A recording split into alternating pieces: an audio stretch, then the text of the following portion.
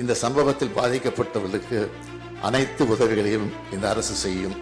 அதன் அடிப்படையில் இந்த சம்பவத்தில் பாதிக்கப்பட்ட குழந்தைகளுக்கு மறுவாழ்வு அளிக்கவும் அவர்கள் எதிர்கால நலனை கருத்திலே கொண்டு ஏற்கனவே அறிவிக்கப்பட்ட 10 லட்சம் ரூபாய் நிவாரண நிதியோடு பின்வரும் நிவாரணங்கள் கூடுதலாக வழங்கப்படும். பெற்றோர் இருவரையோ அல்லது ஒருவரையோ இழந்து வாடும் குழந்தைகளின் பட்டப்படிப்பு வரையிலான கல்வி கட்டணம் மற்றும் விடுதி கட்டணம் உள்ளிட்ட அனைத்து செலவினங்களையும் தமிழ்நாடு அரசு ஏற்றுக்கொள்ளும். பெற்றோர் இருவரையும் இழந்து ஆதரவின்றி தவிக்கும் ஒவ்வொரு குழந்தையும் பாதுகாவலர் பராமரிப்பு வளர அவர்கள் 18 வயது நிறைவடையும் வரை மாத பராமரிப்பு தொகையாக தலா 5000 ரூபாய் வழங்கப்படும்.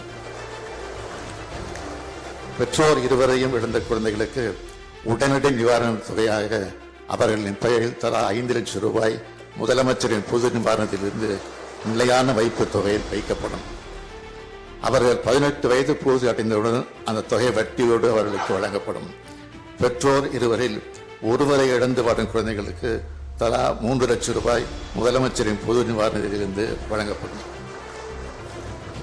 பெற்றோர் இருவரையோ அல்லது ஒருவரையோ இழந்து வாடும் குழந்தைகளுக்கு அரசின் அனைத்து நலத்திட்ட உதவிகளையும் முன்னுரிமை வழங்கப்படும். பெற்றோரை இழந்த குழந்தைகள் அவர்கள் விருப்பத்தின் பேரில் அரசு மற்றும் அரசு நிதியுதவி பெறும் இல்லங்கள் மற்றும் விடுதிகளில் சேர்க்கப்படுவர்.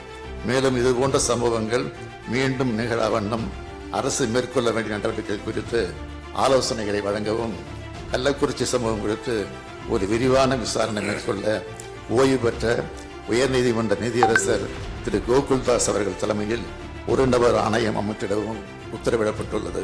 இந்த ஆணையம் இது குறித்து முழுமையாக விசாரித்து தனது பரிந்துரைகளை 3 மாதங்களுக்குள் வழங்கும். அதன் அடிப்படையில் இந்த அரசு உரிய நடவடிக்கைகள் மேற்கொள்ளும் என்று தெரிவித்துக் கொள்கிறேன்.